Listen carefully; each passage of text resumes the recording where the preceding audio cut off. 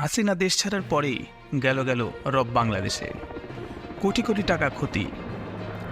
কোঠা সংস্কার আন্দোলন ঘিরে গত জুলাই থেকে উত্তপ্ত হয়ে ওঠে বাংলাদেশ।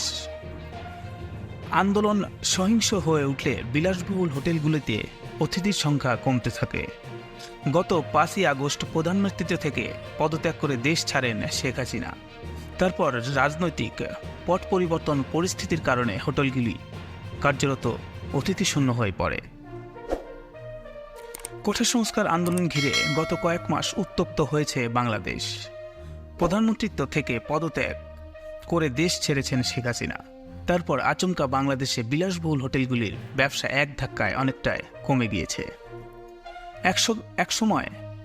এক সময় ঢাকার যে লাক্সারি হোটেলগুলিতে রুম পাওয়া যেত না, সেই হোটেলগুলি এখন অতিথির প্রত্যাশায় কার্যরত চাতক পাখির মতো চেয়ে রয়েছে। বাংলাদেশে হোটেল ব্যবসায় কোটি কোটি টাকার ক্ষতি হচ্ছে। কোঠা সংস্কার আন্দোলন ঘিরে গত জুলাই থেকে উত্তপ্ত হয়ে ওঠে বাংলাদেশ। আন্দোলন সহিংস হয়ে উঠলে বিলাসবহুল হোটেলগুলিতে অতিথির সংখ্যা কমতে থাকে। গত 5ই আগস্ট প্রধানমন্ত্রিত্ব থেকে পদত্যাগ করে দেশ ছাড়েন শেখ হাসিনা।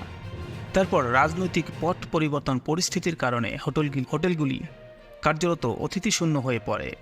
একই সঙ্গে হোটেলে সামাজিক ও কর্পোরেট অনুষ্ঠানের আয়োজন কমে যাওয়ায় আরও ক্ষতির মুখে পড়ে স্টার হোটেলগুলি।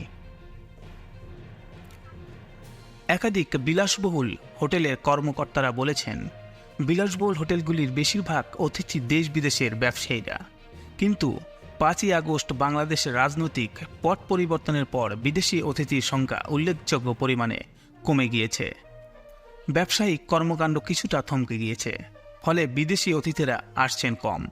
আবার দেশের ব্যবসায়ীদের মধ্যে যারা নিয়মিত গ্রাহক ছিলেন তারাও হোটেলে আসছেন কম।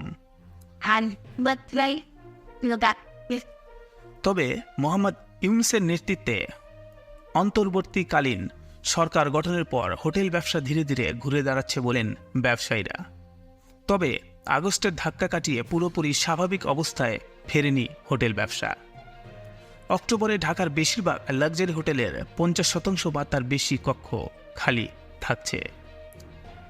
বিয়ের অনুষ্ঠান লাক্সারি হোটেলে প্রায় হচ্ছে না বলেই চলে। সভা বা সেমিনার হলেও তা গত বছরের তুলনায় কম। নভেম্বরে ব্যবসা কিছুটা বাড়বে বলে আশাবাদী হোটেল ব্যবসায়ীরা।